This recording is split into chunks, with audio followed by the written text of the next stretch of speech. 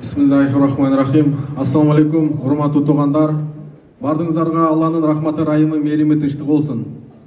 Аллах Таала баарыбызды жаман көздөн, жаман сөздөн, башкалардын көрө албастыгынан, ичи тарынан сактасын. Аллах Таала коркпогон жүрөктөн, тойбогон напсиден, кабыл болбой калган дуалардан Алла сактасын. Аллах Таала баардыгыбызды жакшы күндөрдө, жакшы түндөрдө жолуктурганга насип этсин. Урматтуу туугандар, Куран бул Алланын китеби, Куран бул Алланын акыркы китеби.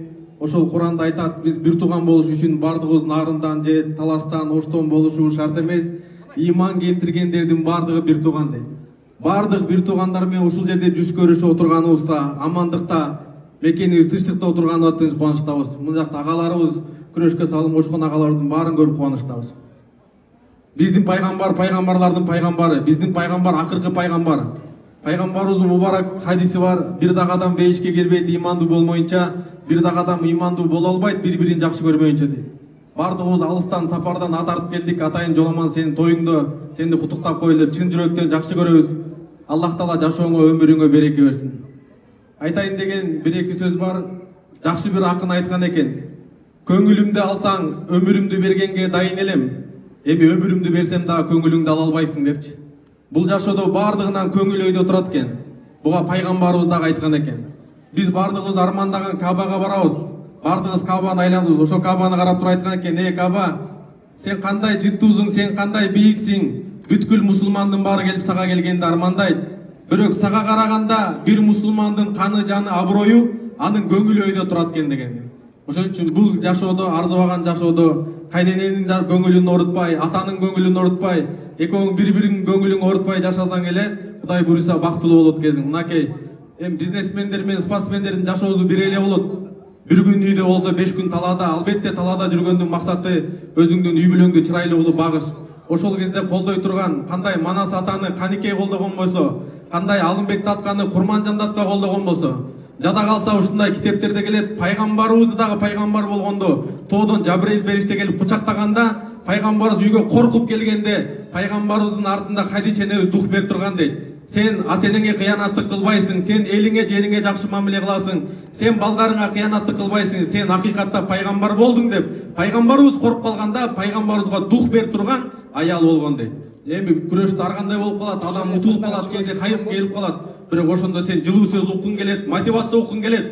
Ошондо келинибиз, мына сен биздин жоламаныбызды, чемпионубузду сындырбай колдоп калыш, бул сенин колуңда. Көңүл бургандардын баарына чоң рахмат. Албетте анан өзүңө каалаган жакшылыкты бирөөгө кааламайын, толук мусулман боло албайсың дейт. Эми бүгүнкү бул жашоодо акчаларды, тойлорду көрүп атабыз, самандай чачылгандарын эле көрүп атабыз. Акча бар, акча бүгүн бар, эртең жок экен, бирок көңүл экен да. Анан бул жакта Эрка деген инибиз бар. Ушул экөөбүздүн атыбыздан Кудай буйруса, негизи кыргыз элибиздин атыбыздан деп айтайыкчы. Себеби жоламандын тоюн айылда карапайым элдер күтүп аткандар бар. Супер инфодон чыкса же каяктан чыкса, аягына чейин көрөбүз, биздин уулубуз деп кан жанына чейин бергиси келгендер бар. Бирок тилекке каршы колунда жок болгондон бере албайт. Биз айтайын элек, бул биздин атыбыздан эмес, кыргыз элинин атынан, кыргыздын батасынын атынан сен эң жакшы жерге барып, ушу кыргыз элинин атынан барып, Меккеге, пайгамбарыбыздын шаарында, Алланын үйүндө барып, ушу эң алгачкы жакшы бактылуу күндөрүңдү Меккеде өткөзбөсүн деп, ушул сертификатты тапшырып койгонго уруксат этиңиздер, а?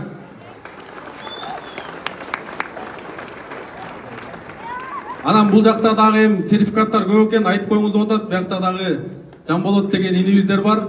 Анан жолдон келатып сразу Дубайга кайрылып, Дубайда да бир сыйра көрөгөт экен, мынакей.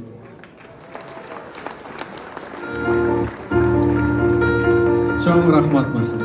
Эми атайын Дубайдан келдик, бир убакыт берсең кичине сүйлөп алайын деп келдик бүгүн. Таластыктар өзү көп сүйлөйбүз да. Пайгамбарыбызга бир жол келип бирөө сураган экен: Расулалла, эң жакшы мамилени кимге кылабыз дегенде, энеңе деген экен. Андан кийин кимге десе дагы энеңе, үчүнчүсүндө дагы энеңе, төртүнчүсүндө дагы энеңе деген экен. Себеби туугандар, эненин ичиндеги боль, эненин ичиндеги переживание, балага болгон эненин переживаниясы эркекке берсе көтөрө албай өлмөк экен. Ошон үчүн ушундай бизге баланы таап берген биздин Аяш апабызга бир кол чабып койсоңуздар, кандай дейсиздер, а?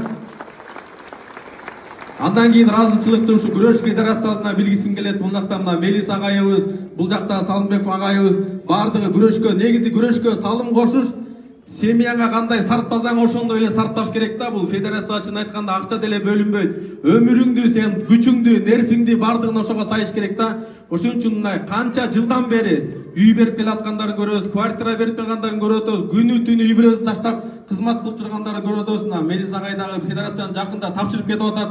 Аллах таала жашооңузга, өмүрүңүзгө береке берсин. Агайларга бир кол чабып койсок кандай дейсиздер, а?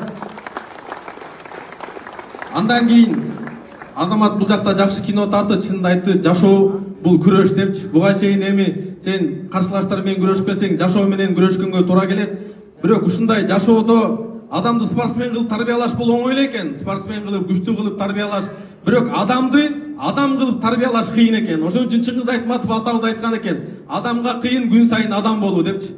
Жоламан, бүгүн сен бир гана үй бүлө болуп үйлөнүп аткан жоксуң. Сен башка өсүп келаткан спортсмендердин бардыгына примерсиң. Себеби бүгүнкү күндө көрүп атабыз, дүркүрөгөн тойлорду берип атат, бирок эртеси күнү ажырашып кетип атат, макыр берип маңкасын чыгаргандарды көрүп атабыз. Ошон үчүн сенден суранабыз, сен бүткүл жаштарга өтүп келаткан спортсмендерге үлгүсүң, кармашкан колуңар үзүлбөсүн. Бул жакта жакында мына спортсмендерибиз отурат, инилерибизге жакында бара турган соревнованиянын бардыгына ийгилик каалайбыз. Анан ушундай бизге мындай адам кылып тарбиялап берген Жоламандын сөздөрү 20 жылдан бери, кече Мекеден келдим бүгүн, эртең мененчи кече келдикпи? Бир 20 жылдан бери окуган агай айтат, мага Жоламандын сөзү таасирленди дейт. Агай, сиз өзүңүз устасыз го десем, Жоламан ушундай сөз айтты дейт. Эми тагдырдын жазганы ушундай экен да, биринчи орун болуп келебиз дегенбиз, үчүнчү орун болуп калдык депчи, тагдырга баш ийдик дегени ошол сөзү мага мотивация берди дейт да. Биздин спортсмендердин бардыгына чоң рахмат. Анан ушундай бизге баланы тарбиялап берген агай, өмүрүн сайган ушу Хаким агайга бир кол чабып койсок кандай дейсиздер? Биз Хаким агайга да ушу умрага негизи жолдомо берейин дегенбиз. Анан эми өзүнүн ученигинин өзүнүн эмеси бар экен. Эми албетте биринчи учениги тапшырсын. Анан биздин да жакшы күндөр бар. Анан Алла насип этсе бир ушу эже менен барып агалары бар экен деп мына $100 эртең бир устада завтрак кылып коебуз. Бир немеңиз менен, Аллах таала жашооңузга өмүрүңүзгө береке берсин. Билим Майнаевга бир кол чаап коюңуздар, урматтуу меймандар. Жоламан эне сүйөтү жана берсин, өзүңө окшош бала берсин, сүйүшкөндөр түбөлүккө ушул бойдон кала берсин дейт. Чоң рахмат. Билим Майнаев, Билим Майке кетпей туруңуз. Чынында бизнес тармагында дагы кайсыл жака башын салбасын Билим Майке ар бир иштин майын чыгарган киши. Мен ойлойм ушу Билим Майке бизнесмен болбой тамада болуп калганда бүгүн Жоламандын тоюнда каны экөөбүз сырттан карап отурмакпыз, Анан алгандын бергени бар дейт. Төрдө отурган коноктордун арасынан азыр мага келип Жоламандын өкүл атасы Билим агабызга ыраазычылык кылып Паталаски $200 приз деди. Кол чаап коюңуздар. Өкүл атасы, өкүл апасы үй бүлөсүнүн атынан. Улук тамада болбосо точно муфтий болмок да. Агалар,